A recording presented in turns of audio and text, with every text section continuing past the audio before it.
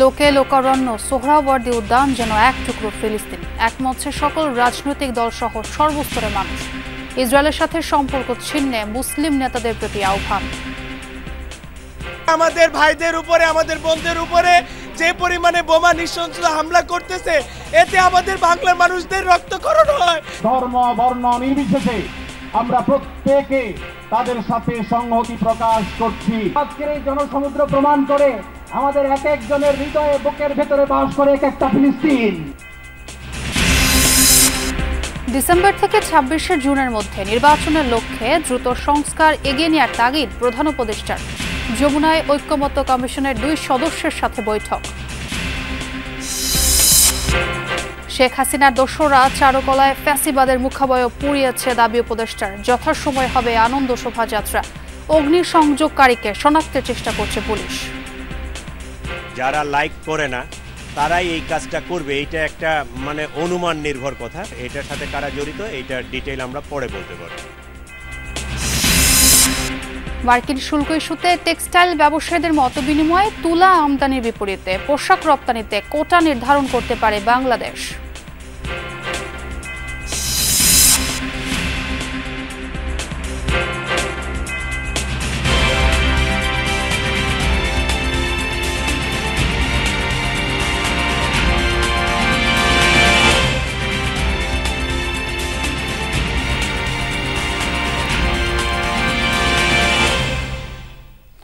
আমন্ত্রণ যমুনা নিউজে, আপনাদের সঙ্গে আছি আমি ছোয়া খন্দকার। এতক্ষণ শিরোনামগুলো শুনছিলেন।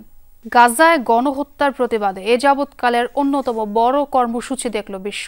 সোহরাওয়ার্দী উদ্যানে মার্চ ফর গাজা নামের সমাবেশে সব দল মতের মানুষ একসাথে মিলে পরিণত হয় জনস্রোতে, যেখান থেকে ফিলিস্তিনে গণহত্যা ও ইসরায়েলি আগ্রাসন বন্ধের জোর দাবি জানানো হয়েছে। পাশাপাশি মুসলিম দেশগুলোকে ইসরায়েলের সাথে অর্থনৈতিক সম্পর্ক ছিন্ন করার আহ্বান জানানো হয় সমাবেশ থেকে। সব মত পথ মিলেছিল এক গন্তব্যে, এক ঠিকানায়, ঢাকার ঐতিহাসিক সোহরাওয়ার্দী উদ্যান। শনিবারের জনস্রোতে আরেকবার উচ্চারিত হল ইসরায়েলি গণহত্যা বন্ধ ও স্বাধীন ফিলিস্তিনের দাবি। ছিল না আনুষ্ঠানিক কোনো উদ্যোগ, বক্তৃতার ফুলঝুরি, সবার কণ্ঠে শুধু ছিল প্রতিবাদী স্লোগান। মঞ্চ থেকে ভেসে আসা গানের কথায় ফিলিস্তিন একদিন মুক্ত হবেই, ধ্বংস হবে সাম্রাজ্যবাদীরা। সারা দেশ থেকে যে বা যারা এসেছেন প্রাণের টানে নিপীড়িত ফিলিস্তিনিদের সাথে একাত্মতা জানাতে। মনে ছিল আবেগ, কণ্ঠে ছিল ক্ষোভের বিস্ফোরণ। ফিলিস্তিন ফিলিস্তিন, আল কুদুস আল কুদুস। সকাল থেকে মিছিলে মিছিলে লাখো লাখো জনতা হাজির হন সোহরাওয়ার্দী উদ্যানে। জনস্রোত উদ্যান ছাড়িয়ে ঢাকা বিশ্ববিদ্যালয়, শাহবাগ, রমনা এলাকায় অবস্থান নেয়। নির্ধারিত সময়ে বিএনপি, জামাত, এনসিপি, ইসলামী আন্দোলন, গণ অধিকার পরিষদ সহ অন্য সব রাজনৈতিক দলের কেন্দ্রীয় নেতারা আসেন মঞ্চে। ফিলিস্তিনের পতাকা হাতে মার্চ ফর গাজায় একাত্মতা জানান সবাই। ঘোষণাপত্র পাঠ করেন আমার দেশ পত্রিকার সম্পাদক মাহমুদুর রহমান। মুসলিম উম্মার প্রতিনিধিত্বকারী সর্বধর্মীয় নিকট দৃঢ়ভাবে আহ্বান জানাই, এক, ইসরায়েলের সাথে অর্থনৈতিক, সামরিক ও কূটনৈতিক সকল সম্পর্ক অবিলম্বে ছিন্ন করতে হবে। দুই, জায়নবাদী রাষ্ট্রের বিরুদ্ধে বাণিজ্যিক অবরোধ ও নিষেধাজ্ঞা আরোপ করতে হবে। কথা বলেন, স্লোগান ধরেন স্বনামধন্য ইসলামী চিন্তাবিদরাও। আমাদের মধ্যে বিভিন্ন বিষয়ে চিন্তাগত মতপার্থক্য, ভিন্নতা থাকতে পারে, কিন্তু মাজলুম ফিলিস্তিনিদের স্বাধীনতা, তাদের অধিকার, গাজার মানুষদের বিরুদ্ধে জুলুম বন্ধের দাবিতে আমরা প্রত্যেকটা বাংলাদেশের মানুষ, ধর্ম বর্ণ নির্বিশেষে আমরা প্রত্যেকে তাদের সাথে সংহতি প্রকাশ করছি। ভৌগোলিকভাবে আমরা ফিলিস্তিন থেকে অনেক দূরে হতে পারি, কিন্তু আজকের এই জনসমুদ্র প্রমাণ করে আমাদের এক একজনের হৃদয়ে বুকের ভেতরে বাস করে এক একটা ফিলিস্তিন। আমাদের হৃদয়ে বাস করছে এক একটা গাজা, আমাদের হৃদয়ে বাস করে এক একটা আল কুদস। চিৎকার করে বলুন ঠিক কিনা। মার্চ ফর গাজা কর্মসূচির সভাপতিত্ব করেন জাতীয় মসজিদ বায়তুল মোকাররমের খতিব মুফতি আব্দুল মালেক। নিরীহ ফিলিস্তিনের উপর জুলুমের অবসান চেয়ে আল্লাহর দরবারে হাত তোলেন আগতরা। এ সময় তাদের ফরিয়াদ ও কান্নায় ভারী হয়ে ওঠে আশপাশের পরিবেশ। বাংলাদেশের সকল স্তরের সকল জনগণের পক্ষ থেকে, পুরা মুসলিম উম্মতের পক্ষ থেকে প্রতিবাদ প্রতিবাদ প্রতিবাদ। ইয়া আল্লাহ, আপনি মেহরবানি করে কবুল করেন, আপনি কবুল করেন, শিশুদের রক্ষা করেন, নারীদের রক্ষা করেন, ইয়া আল্লাহ আল আকসা রক্ষা করেন। অনেকেই বলেন বাংলাদেশ থেকে প্রতিবাদ করলে হয়তো ইসরায়েল বা আমেরিকার কানে কিভাবে পৌঁছবে।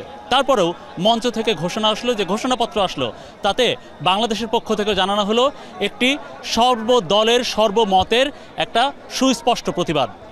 মনিরুল ইসলাম, যমুনা নিউজ, সোহরাওয়ার্দী উদ্যান, ঢাকা। ফিলিস্তিনের চলমান গণহত্যার প্রতিবাদে লাখো জনতার ঢল নামে রাজধানীর সোহরাওয়ার্দী উদ্যানে। বিভিন্ন প্রান্ত থেকে মিছিল নিয়ে যোগ দেন লাখো মানুষ।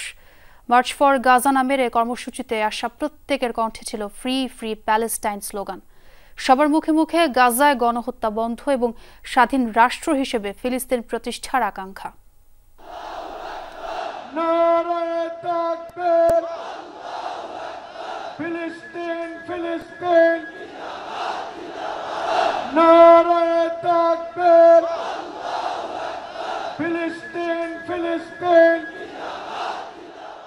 দৃষ্টিসীমা যতদূর যায় কেবলই মানুষের স্রোত, মানুষের এই মহাসমুদ্রে যেন অসীম যাত্রাপথ। নেই দলমতের বিভেদ, নেই জাতপাতের ব্যবধান। অত্যাচারের বিরুদ্ধে মুষ্টিবদ্ধ প্রতিটি হাত একই সাথে মজলুম ফিলিস্তিনের প্রতি ঐক্যের প্রকাশ।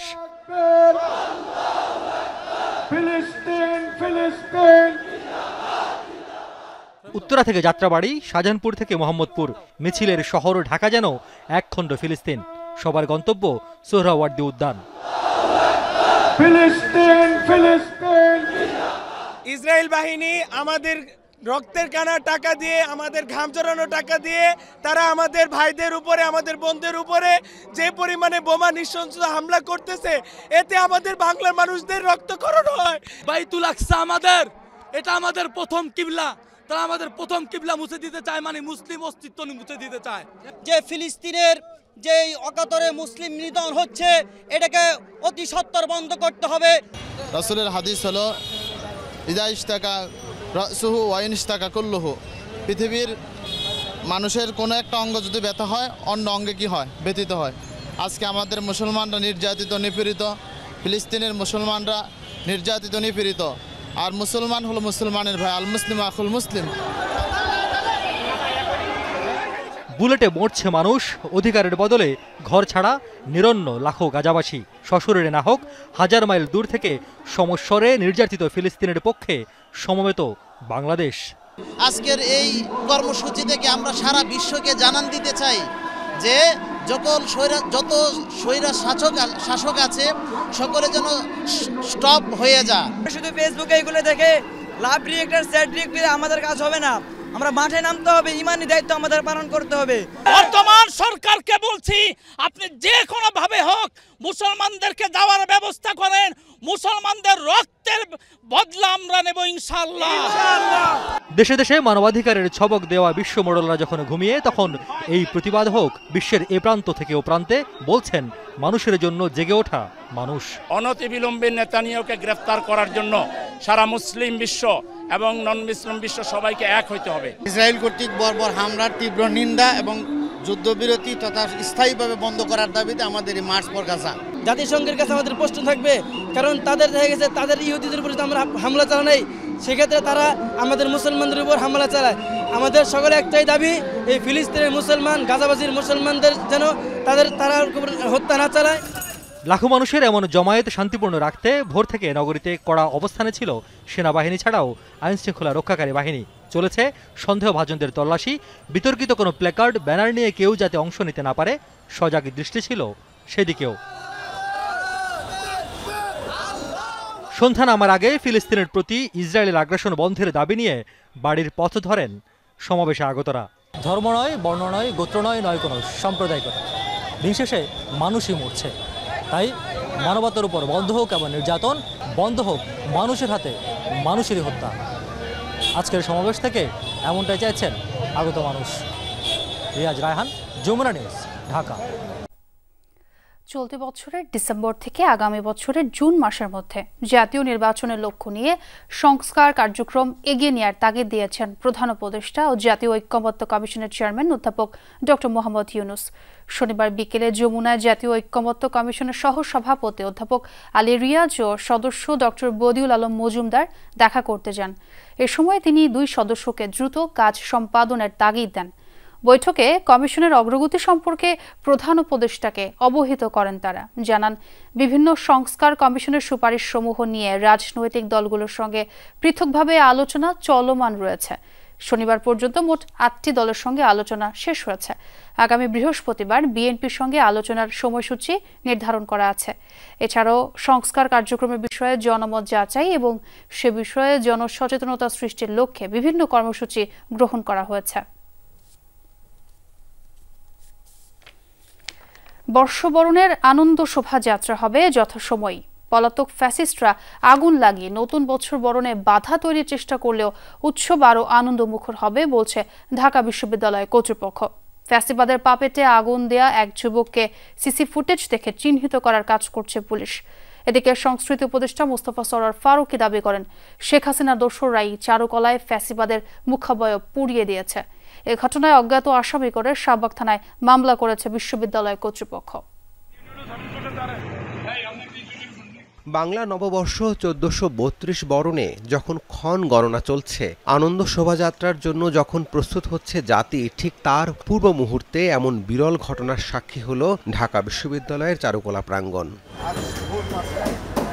রবিবার ভোর 5টার দিকে আনন্দ শোভাযাত্রার সবচেয়ে আকর্ষণীয় পাপেট ফ্যাসিবাদের মুখাকৃতি পুড়িয়ে দেয় দুর্বৃত্তরা। কি বলবো, এটা তো আমাদের পরিশ্রম, এতদিনের পরিশ্রম এভাবে ছিল হয়ে যাবে, এটা আমি নিতে পারতেছি না। এই চারুকলার শিক্ষক যারা ছিলেন, এরকম 2-4 জন লোক আছেন, তারা সরাসরি যুক্ত, যারা এখনো জীবিত আছেন। ঘটনার পরপরই অতিরিক্ত পুলিশ সদস্য মোতায়েন করা হয় চারুকলা চত্বরে। গোয়েন্দা পুলিশের পাশাপাশি বিভিন্ন সংস্থাও নেমে পড়ে তদন্তে। ডিএমপি কমিশনার সহ পুলিশের ঊর্ধ্বতন কর্মকর্তারাও ঘটনাস্থল পরিদর্শন করেছেন। তবে কোনো মন্তব্য করতে রাজি হননি পুলিশ কমিশনার। পুলিশি পাহারা, বিশ্ববিদ্যালয়ের নিরাপত্তা টিমের সদস্য, চারপাশে এত সিসি ক্যামেরা থাকার পরও দুর্বৃত্তরা আগুন ধরিয়ে দিল। রহস্যজনক এই ঘটনায় ডিএমপির আরেক কর্মকর্তা কথা বলেন গণমাধ্যমের সাথে। ফ্যাসিস্ট তার যে একটা পোর্ট্রেট করা হয়েছে এইটা, এবং ওইটা পুরাইতে গিয়ে সম্ভবত কবুতরের কিছু অংশ আংশিক পুরানো হয়েছে।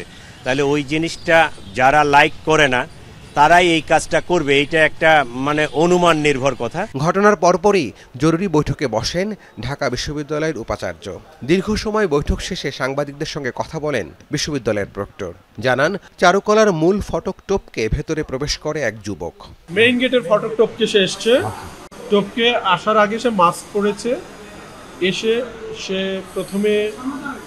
প্রথমে সে লিকুইড কিছু দিয়েছে একটা মোটিফে, যেটা দানবাকৃতি একটা মোটিভ ছিল।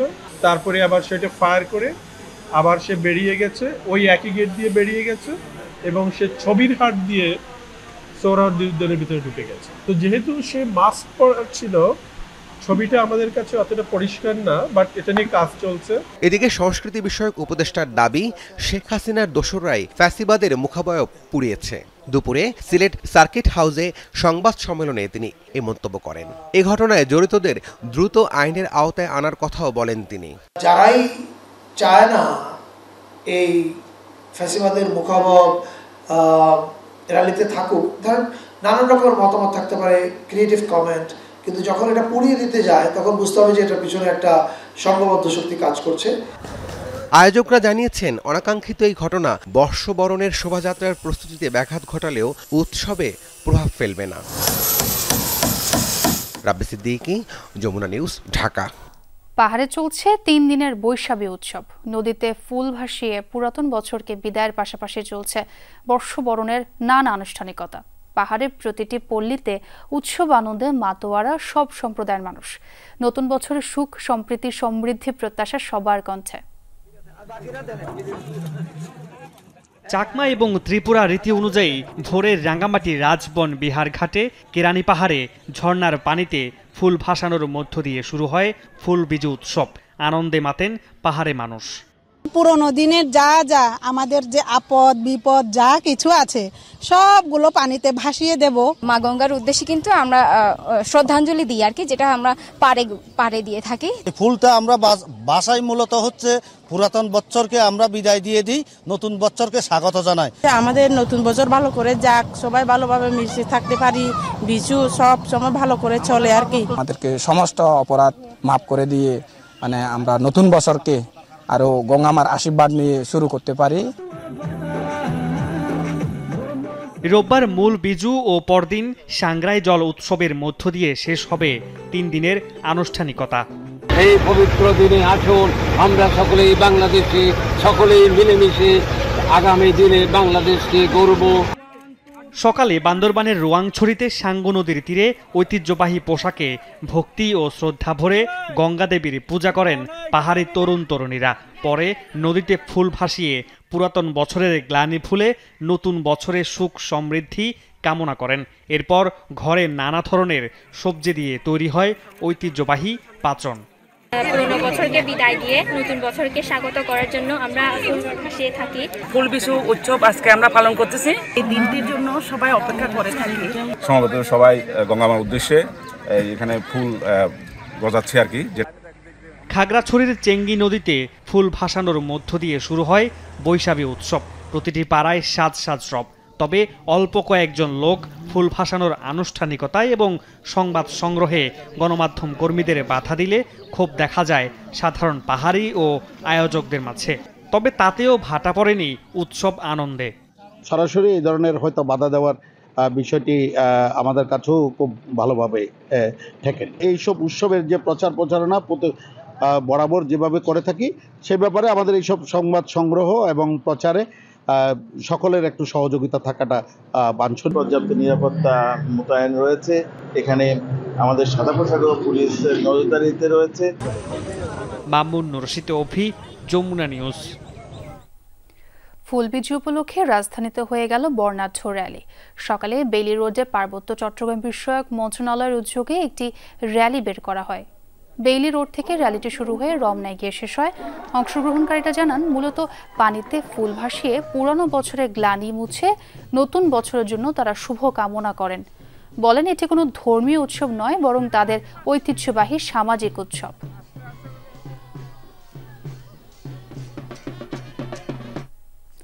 মার্কিন যুক্তরাষ্ট্রের তুলার অন্যতম বড় ক্রেতা বাংলাদেশ। তবে সেখান থেকে তুলা আমদানির ক্ষেত্রে শর্ত যুক্ত করে দেয়া দরকার। তুলা আমদানির বিপরীতে কাপড় বা পোশাক রপ্তানিতে কোটা নির্ধারণ করতে পারে বাংলাদেশ। মার্কিন সরকারের শুল্ক আরোপ পরবর্তী করণীয় নিয়ে আলোচনায় বলা হয়, রাজনৈতিকভাবে এই সংকট মোকাবেলা করতে হবে। মার্কিন সরকারের উচ্চ শুল্ক আরোপ নিয়ে বিশ্বজুড়ে তৈরি হয় তোলপাড়। বাংলাদেশ সহ বিভিন্ন দেশের অনুরোধে 90 দিনের জন্য সিদ্ধান্ত স্থগিত করেছে যুক্তরাষ্ট্র। করণীয় ঠিক করতে শুরু হয়েছে তোড়জোড়।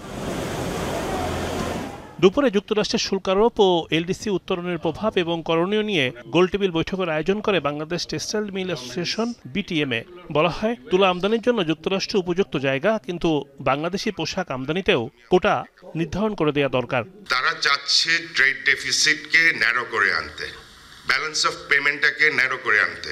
তো ঠিক আছে, আমি তোমার থেকে তুলা নিব, তুমি আমার থেকে কাপড় নাও। এইটা কিন্তু একটা রেসিপ্রোকাল বেনিফিট আমরা তাদের সাথে কমিউনিকেট করতে পারি। বাংলাদেশকেও স্ট্র্যাটেজি নিতে হবে, যে কোনোভাবে যেন আমরা চাইনিজ প্রোডাক্ট আবার ইউএসএ মার্কেটে এক্সপোর্ট করে যেন কোনো রকমের হ্যাসেলে না পড়ি। সংকট থেকে উত্তরণের রাজনৈতিক সমঝোতা দরকার, বাড়াতে হবে নিজেদের সক্ষমতাও। Political negotiations will be very, very important for us to work it out. এবং ডেফিনেটলি আমেরিকার ইন্টারেস্ট কিভাবে সার্ভ করা যায়। এখানে যে বন্ডের ওয়ারহাউস করা হবে তুলার, যারা ওয়ারহাউসে যারা তুলে রাখবে তারাও এনশিওর করে আমরা ব্যাংকগুলো কিনবো কিনা আমরা। উন্নয়নশীল দেশের কাতারে পৌঁছাতে আরও সময় নেবার দাবি তোলা হয়। বলা হয়, শ্রমমান উন্নয়ন এবং প্রতিযোগিতার সক্ষমতা বৃদ্ধির বিকল্প নেই। তারা সিকিউরিটি কনসার্নে কিন্তু এই ট্রেড ট্যারিফটাকে, তারা রেসিপ্রোকাল ট্যারিফটাকে ইম্পোজ করেছে, not trade concern but trade perspective থেকে না। কটন ওয়ারহাউস যে বিষয়টা অলরেডি আমেরিকান একটা কোম্পানি, কার্গিল বলে একটা কোম্পানি, তারা অ্যাপ্লাই করেছে এবং এনবিআর এটা নিয়ে দ্রুত কাজ করছে। একটা সামনে ভালো ফলাফল পাওয়া যাবে। আমরা ডাইরেক্টলি ইনডাইরেক্টলি এফটি এর প্রপোজাল ইউএসএ কে দিয়েছি অনেকবারই। ইউএসএ রাজি হয়নি, আসলে রাজি হয়নি মানে তারা বলেছে যে তোমরা পারবে না। আসলে আমরা পারবো কিনা এটা নিয়ে একটু সন্দেহ আছে। শুধু গুডসে তারা কখনোই এগ্রিমেন্ট করে না, করতে চাবে না, আর এলডিসির সাথে কোনো এগ্রিমেন্ট করেনি। বক্তারা বলেন, অংশীজনদের সাথে আলোচনার পর দ্রুত সময়ের মধ্যে করণীয় ঠিক করতে হবে। অর্থনৈতিক কিংবা বাণিজ্যের যুদ্ধই রাজনীতিতে প্রতিফলিত হয়। রিমন রহমান, যমুনা নিউজ, ঢাকা। অবরুদ্ধ গাজা ইসরায়েলি গণহত্যার প্রতিবাদে বাংলাদেশের মার্চ ফর গাজা কর্মসূচি গুরুত্ব পেয়েছে আল জাজিরা সহ আন্তর্জাতিক বিভিন্ন গণমাধ্যমেও। এমনকি ইসরায়েলি বিভিন্ন গণমাধ্যমেও উঠে এসেছে প্রতিবাদ সমাবেশের খবর। এপি, আনাদোলুর মতো বিভিন্ন বার্তা সংস্থা প্রচার করেছে আলোচিত এই কর্মসূচির বিভিন্ন ভিডিও। মার্চ ফর গাজা কর্মসূচিতে জুতাপেটা করা হচ্ছে ইসরায়েলি প্রধানমন্ত্রী বেনিয়ামিন নেতানিয়াহুর ছবিতে। ঢাকার প্রতিবাদ সমাবেশের এই ঘটনা উঠে এসেছে ইসরায়েলি গণমাধ্যমেও। টাইমস অব ইসরায়েলের প্রতিবেদনে বলা হয়, নেতানিয়াহুর পাশাপাশি ইসরায়েলকে সহায়তার অভিযোগে ট্রাম্প ও মোদির ছবিতেও আঘাত করা হয়। গাজায় প্রায় ১.৫ বছর ধরে চলা ইসরায়েলি আগ্রাসনের প্রতিবাদে মুখর বিশ্ব। শনিবার রাজধানী ঢাকায় আয়োজন করা হয় বিশাল বিক্ষোভ কর্মসূচির, যাতে অংশ নেন সব ধর্ম ও বর্ণের হাজার হাজার মানুষ। আলোচিত কর্মসূচির খবর গুরুত্ব দিয়ে প্রকাশ করে Al Jazeera, Washington Post, the Independent সহ আন্তর্জাতিক বিভিন্ন গণমাধ্যম। বিএনপি সহ বিভিন্ন দলগুলোর সমর্থনের কথা উঠে আসে প্রতিবেদনে। এর পাশাপাশি আরব নিউজ সহ মধ্যপ্রাচ্যের বিভিন্ন গণমাধ্যমে উঠে আসে বাংলাদেশের মার্চ ফর কর্মসূচির সংবাদ। প্রতিবেদনে এই কর্মসূচিকে ফিলিস্তিনের পক্ষে বাংলাদেশের সবচেয়ে বড় কর্মসূচি আখ্যা দেওয়া হয়। এছাড়াও এপি এবং আনাদোলুর মতো সংবাদ সংস্থাগুলো গুরুত্বের সাথে প্রচার করে মার্চ ফর গাজা কর্মসূচির বিভিন্ন তথ্য এবং ভিডিও। মীর মুশফিকা হাসান, যমুনা নিউজ। গাজীপুরে কয়েকটি পোশাক কারখানায় হামলা ভাঙচুর হয়েছে। বিকেলে কালিয়াকৈর, কাশিমপুর, কোনাবাড়ি, বোট বাজার ও টঙ্গীর বিভিন্ন পোশাক কারখানা, দোকানপাট ও শোরুমে হামলা হয়। শ্রমিকরা জানায়, খণ্ড খণ্ড মিছিল নিয়ে তারা ঢাকায় সংহতি কর্মসূচিতে যোগ দিতে জড়ো হয়। পরে মিছিল নিয়ে রওনা দেয় সবাই। এই সুযোগে বহিরাগত বেশ কিছু লোকজন বিভিন্ন শিল্প প্রতিষ্ঠানে ভাঙচুর ও লুটপাট চালায়। রাতে মিছিল শেষে কোনাবাড়িতে আবারও রাস্তার পাশে থাকা বিভিন্ন দোকানপাট, পোশাক কারখানা ও শোরুমে হামলা আর লুটপাট চালিয়েছে দুর্বৃত্তরা। এ সময় আইনশৃঙ্খলা বাহিনী পরিস্থিতি নিয়ন্ত্রণের চেষ্টা করে। গাজায় বর্বরতম হত্যাকাণ্ড চালিয়ে যাচ্ছে ইসরায়েল। ২৪ ঘন্টায় প্রাণহানির শিকার আরও ২০ ফিলিস্তিনি। গাজা সিটির পূর্বে তুফা এলাকায় এবং সুজাওয়া শরণার্থী শিবিরে হয়েছে নির্বিচার বোমাবর্ষণ। হতাহতের শিকার অনেকে। খান ইউনিসে ফিলিস্তিনিদের লক্ষ্য করে এলোপাতাড়ি গুলি ছুটছে ইসরায়েলি সেনারা। পশ্চিমে আল মাওয়াসি এলাকায় নিরাপদ অঞ্চল হিসেবে চিহ্নিত এলাকায় আশ্রিতদের তাঁবু লক্ষ্য করে বিমান হামলা হয়েছে। গাজা সিটিতে নতুনভাবে দেয়া হয়েছে উচ্ছেদের নির্দেশ। এক এলাকা থেকে আরেক এলাকায় ছুটছে মানুষ। গাজায় ১.৫ বছর ধরে চলমান ইসরায়েলি আগ্রাসনে প্রাণহানি বেড়ে দাঁড়িয়েছে ৫১,০০০-এর কাছাকাছি। পৃথিবীর মানচিত্র থেকে ফিলিস্তিনকে পুরোপুরি মুছে দিতে জাতিগত নিধনের মতো ঘৃণ্য পরিকল্পনা নিয়ে গাজা অভিযান চালাচ্ছে ইসরায়েল, এই অভিযোগ তুলেছে জাতিসংঘ। সংস্থাটি জানায়, গেল মার্চে যুদ্ধবিরতি চুক্তি ভেস্তে যাওয়ার পর থেকে উপত্যকায় অন্তত ২২৪টি অভিযান চালিয়েছে আইডিএফ, যার মধ্যে ৩৬টিরই লক্ষ্য ছিল ফিলিস্তিনি নারী ও শিশুরা। বলা হচ্ছে, গাজা দখল ও ফিলিস্তিনিদের নিশ্চিহ্ন করাই এখন ইসরায়েলের লক্ষ্য। ইসরায়েলের বিরুদ্ধে গাজায় জাতিগত নিধনের অভিযোগ উঠেছে বরাবরই। এবার জাতিসংঘের আরও এক প্রতিবেদনে উঠে এলো ফিলিস্তিনিদের নিশ্চিহ্ন করার নারকীয় পরিকল্পনার বিস্তারিত। জাতিসংঘের অভিযোগ, ফিলিস্তিনিদের নিশ্চিহ্ন করে দিতে নারী ও শিশুদের লক্ষ্য করে হামলার মাত্রা বাড়িয়েছে তেল আবিব। গেল মার্চে যুদ্ধবিরতি চুক্তি ভেস্তে যাওয়ার পর মাত্র ২২ দিনে গাজার বিভিন্ন এলাকায় চালানো অভিযানে অন্তত ৩৬টির লক্ষ্য ছিল নারী ও শিশুরা। হামাস নির্মূলের কথা বলা হলেও পরিকল্পিতভাবে ইসরায়েলের প্রতি ৬টি বর্বর অভিযানের একটিরই শিকার হচ্ছে অসহায় মানুষগুলো। গেল 18 মার্চ থেকে গাজায় অন্তত 224টি ইসরায়েলি হামলা হয়েছে। এসব অভিযানের মাঝে 36টি পর্যবেক্ষণ করেছি আমরা। পর্যালোচনা শেষে বিস্মিত হয়ে দেখলাম সবগুলো অভিযানে নিষ্ঠুরভাবে টার্গেট করা হয়েছে ফিলিস্তিনি নারী ও শিশুদের। নিরাপদ অঞ্চল হিসেবে ঘোষণা দেওয়ার পরও গাজার আল মাওয়াসি এলাকায় অন্তত 23টি সামরিক অভিযান চালিয়েছে ইসরায়েলি সেনারা। দিন দিন গাজার পরিস্থিতি আরো খারাপ হচ্ছে। জোর করে ফিলিস্তিনিদের নিরাপদ ঘোষিত এলাকায় পাঠিয়ে সেসব এলাকায় অভিযান চালাচ্ছে সেনারা। তাদের আতঙ্কে কোনো রকম সহায়তা প্রবেশ করতে পারছে না গাজায়। কোথাও নিরাপত্তা নেই। নারী ও শিশুদের টার্গেট করে ইসরায়েলের এমন আগ্রাসনে উঠেছে সমালোচনার ঝড়। অভিযোগ, ফিলিস্তিনিদের চিহ্ন পৃথিবী থেকে মুছে দেওয়ার নীল নকশা বাস্তবায়ন করছে Israel. Sabrina Nusrat, Jamuna news. Gaza Israeli আগ্রাসনের প্রতিবাদে বিক্ষোভে ফুঁসে উঠেছে বিশ্ববাসী। ফিলিস্তিনিদের সমর্থনে পাকিস্তান, লিবিয়া, ইয়েমেন সহ বিভিন্ন দেশের রাস্তায় নেমেছে লাখো মানুষ। শিশু হত্যা ও মানবিক বিপর্যয়ের বিরুদ্ধে স্লোগানে মুখর বিভিন্ন শহরের গুরুত্বপূর্ণ পয়েন্টগুলো। ফিলিস্তিনিদের পাশে দাঁড়াতে জোরালো কণ্ঠে আওয়াজ তুলেছে সাধারণ মানুষ। হাজারো মানুষের জমায়েত, সবার কণ্ঠে একটাই দাবি, ফিলিস্তিনের স্বাধীনতা ও মানবতার মুক্তি। থামাতে হবে এই নিষ্ঠুরতা, শিশু হত্যা।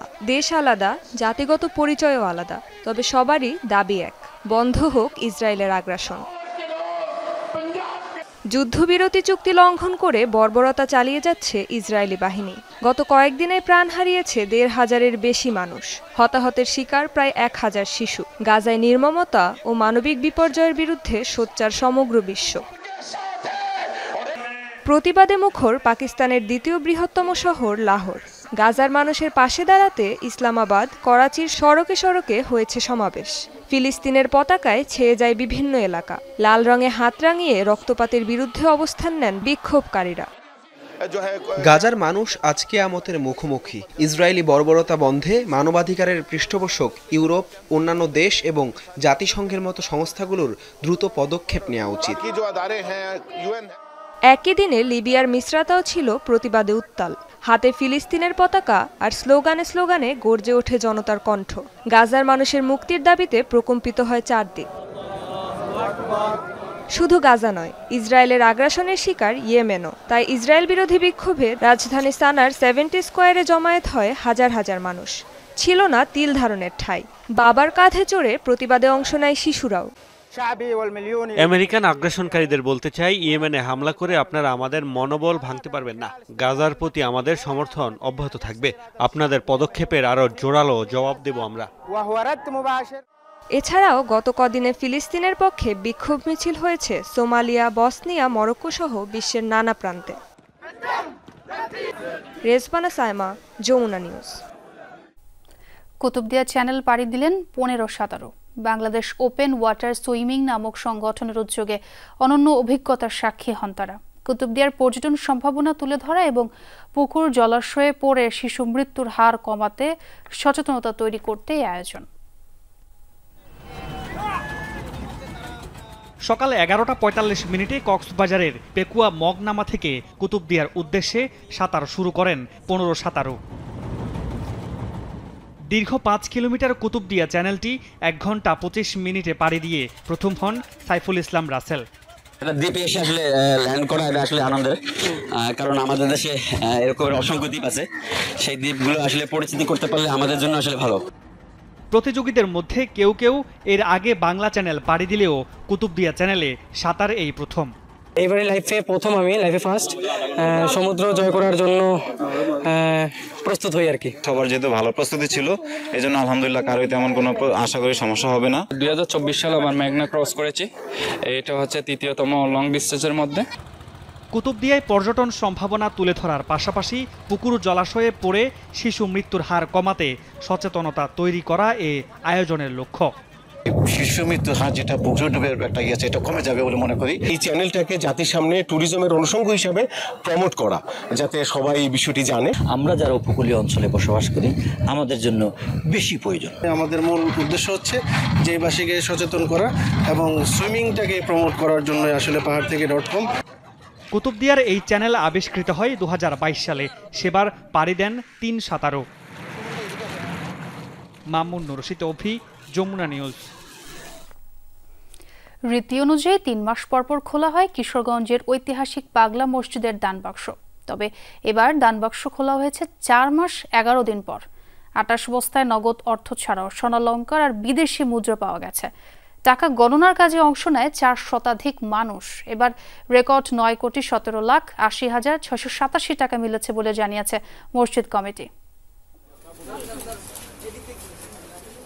বরাবরের মতোই দানবাক্স খুলে চক্ষু চড়ক গাছ, এ যেন টাকার পাহাড়। 4 মাস 11 দিন পর একে একে খোলা হলো কিশোরগঞ্জের ঐতিহ্যবাহী পাগলা মসজিদের 11টি দানবাক্স। 28 বস্তা নগদ টাকা সহ মিলেছে স্বর্ণালংকার ও বিদেশি মুদ্রা।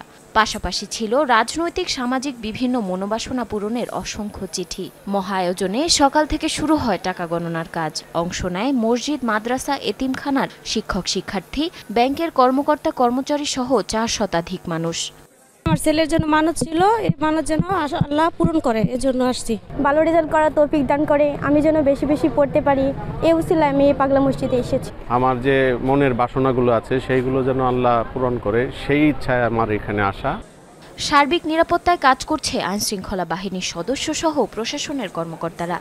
পুলিশ সদস্যরা আছে, আইনশৃঙ্খলা বাহিনী, আনসার, আমরা আছি সাথে আনসার এবং আর্মি ইউনিটও আছে, সকলে কাজ করছি নিশ্চিত নিরাপত্তা ব্যবস্থা বিরাজমান। আর এখানে যে ব্যাংক পর্যন্ত যেটা প্রোটেকশন সেটা আমাদের নিশ্চিতভাবে থাকবে। কর্তৃপক্ষ বলছে বিপুল পরিমাণ এই অর্থ ব্যবহৃত হবে মসজিদের যাবতীয় ব্যয় সহ অন্যান্য কল্যাণ কাজে। এই টাকা দিয়ে মূলত এই মাদ্রাসার যে পরিচালনা, স্টাফ সহ যারা আছেন দায়িত্বপ্রাপ্ত, তাদের বেতন ভাতা, এই কমপ্লেক্সের উন্নয়ন, এখানে একটি এতিমখানা আছে, সেই এতিমখানায় যে আমাদের ছোট ছোট বাচ্চারা থাকে তাদের থাকা খাওয়া এগুলো সহ তাদের শিক্ষা সকল কাজে ব্যয় হয়। একই সাথে আমরা গত 1 বছর 529 জন ব্যক্তিকে জটিল দুরারোগ্য রোগে যারা আক্রান্ত তাদেরকে বিভিন্ন অঙ্কের অনুদান প্রদান করেছে। জনশ্রুতি আছে প্রায় 250 বছর আগে এক সাধকের বাস ছিল নরসুন্দা নদের মধ্যবর্তী স্থানে। তার দেহাবসানের পরই পাগলা পীরের মসজিদ নামে পরিচিতি পায় স্থানটি। জারিন অর্নি, যমুনা নিউজ। পটুয়াখালীর বাউফলে অগ্নিকাণ্ডের ঘটনায় 2টি পরিবারের সবকিছু পুড়ে ছাই হয়ে গিয়েছে। শনিবার রাত 8টায় উপজেলার নওয়ামালা ইউনিয়নের পূর্ব জৌতা গ্রামে হাওলাদার বাড়িতে এই ঘটনা ঘটে। খবর পেয়ে সড়কের অভাবে কাছাকাছি যেতে পারলেও ঘটনাস্থলে পৌঁছতে ব্যর্থ হয় ফায়ার সার্ভিস। সরেজমিনে জানা যায় রাতে বৈদ্যুতিক বাল্বের বিস্ফোরণ হয়ে মুহূর্তেই আগুন চারদিকে ছড়িয়ে পড়ে। একই ছাদের নিচে 2টি আলাদা ঘরে থাকতেন কাদের হাওলাদারের ছেলে ফকর হাওলাদার ও তার মেয়ের পরিবার। স্থানীয়দের চেষ্টায় আগুন নিয়ন্ত্রণে আসে। ততক্ষণে ফকর হাওলাদারের অটোরিকশা বিক্রির টাকা সহ গৃহপালিত পশু পাখিও পুড়ে যায়। এছাড়া আংশিক ক্ষতিগ্রস্ত হয়েছে একটি বসতঘর। কবি, লেখক, সাহিত্যিকদের অংশগ্রহণে বন্দরনগরী চট্টগ্রামে অনুষ্ঠিত হয়েছে সাহিত্য আড্ডা ঈদ পুনর্মিলনী। জেলা শিল্পকলা একাডেমির আর্ট গ্যালারি মিলনায়তনে কবি বন্ধু সাহিত্য পাতা চট্টগ্রাম বিভাগীয় কমিটি আয়োজিত এই অনুষ্ঠানে বক্তারা সাহিত্যের একাল সেকাল এবং সমকালীন শিল্প সংস্কৃতি নিয়ে আলোচনা করেন, পাশাপাশি আগামীর কর্মপরিকল্পনা তুলে ধরেন। অনুষ্ঠানে প্রকৌশলী সুখেনচন্দ্র, মাহমুদুল হাসান নিজামী সহ অন্যান্য কবি, লেখক, প্রাবন্ধিক ও ছড়াকাররা বক্তব্য রাখেন। চলো যাই যুদ্ধে মাদকের বিরুদ্ধে এই স্লোগান সামনে রেখে মাদক বিরোধী মানববন্ধন মিছিল সমাবেশ হয়েছে চট্টগ্রামে। নগরীর চাঁদগাঁও শমশেরপাড়া হাজী মিন্নাত আলী জামে মসজিদের সামনে কর্মসূচিতে সব শ্রেণী পেশার মানুষ অংশ নেন। মাদক বাণিজ্য ও সন্ত্রাস দমনে প্রশাসনকে কঠোর পদক্ষেপ গ্রহণের আহ্বান জানান তারা। পাশাপাশি জনসচেতনতা তৈরির তাগিদ দেন। শমশেরপাড়া যুব সমাজ আয়োজিত কর্মসূচি শেষে মাদক বিরোধী র্যালি এবং লিফলেট বিতরণ করা হয়।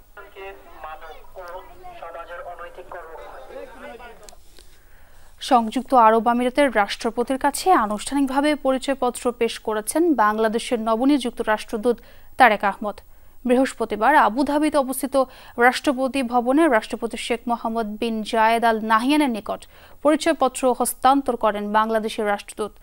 এ সময় বাংলাদেশের প্রধান উপদেষ্টা ডক্টর মোহাম্মদ ইউনূসের পক্ষ থেকে আমিরাতের রাষ্ট্রপতিকে শুভেচ্ছা জানান তিনি। রাষ্ট্রপতিও বাংলাদেশের সরকার ও জনগণের প্রতি তার উষ্ণ শুভেচ্ছা জ্ঞাপন করেন। আলোচনা হয় দুদেশের মধ্যে বিদ্যমান বন্ধুত্বপূর্ণ সম্পর্ক ও সহযোগিতা আরও জোরদার করার বিষয়ে। পরিচয়পত্র পেশ করার পর আমিরাতের পররাষ্ট্র মন্ত্রণালয়ের ঊর্ধ্বতন কর্মকর্তাদের সাথে সাক্ষাৎ করেন রাষ্ট্রদূত তারেক আহমদ। ইতালির ব্রিক্সেন শহরে ঈদ আনন্দ মেলা আয়োজন করেছে প্রবাসী বাংলাদেশিরা। ঈদ পরবর্তী এই উৎসবে প্রবাসীদের সাথে আনন্দে মেতেছেন স্থানীয়রাও। এই অনুষ্ঠানের আয়োজন করেন প্রবাসী বাংলাদেশি কামাল হোসেন, রেহানা হোসেন ও পুতুল কবির। সভাপতিত্ব করেন বোলজানো শহরের কমিউনিটি ব্যক্তিত্ব খান খসরু। পরিচালনা করেন কমল রাইয়ান। আনন্দমেলায় প্রধান অতিথি ছিলেন স্থানীয় সংসদ সদস্য এবং আওতো আদিজে বিভাগে ক্রীড়া মন্ত্রী পিটার ব্রুনার। বিশেষ অতিথি ছিলেন স্থানীয় মেয়র সারা দিয়াকম। বক্তব্য রাখেন আনোয়ার হোসেন, এফ কামাল রহমান, ইসলাম ভুইয়া ও সিরাজ ফকির সহ আরও অনেক প্রবাসী বাংলাদেশি। মেলায় দেশীয় খাবার ও বিভিন্ন পদের মিষ্টি পরিবেশন করা হয়। পরে সাংস্কৃতিক অনুষ্ঠানে মনোমুগ্ধকর সঙ্গীত ও নৃত্য পরিবেশন করে ছোট ছেলে মেয়ের দল।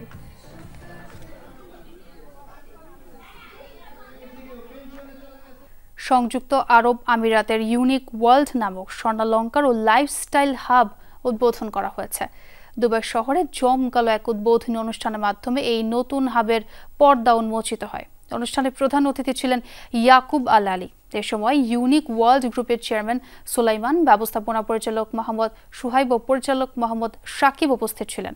এছাড়াও উদ্বোধন অনুষ্ঠানে দুবাই শহরের বিশিষ্ট ব্যবসায়ী, ইসলামিক স্কলার সহ বিখ্যাত শেখ পরিবারের সদস্যরা উপস্থিত ছিলেন। এ সময় গ্রাহকদের অভিজ্ঞতার আলোকে রুচিশীল পণ্য বিক্রয়ের আশ্বাস দেন সংশ্লিষ্টরা।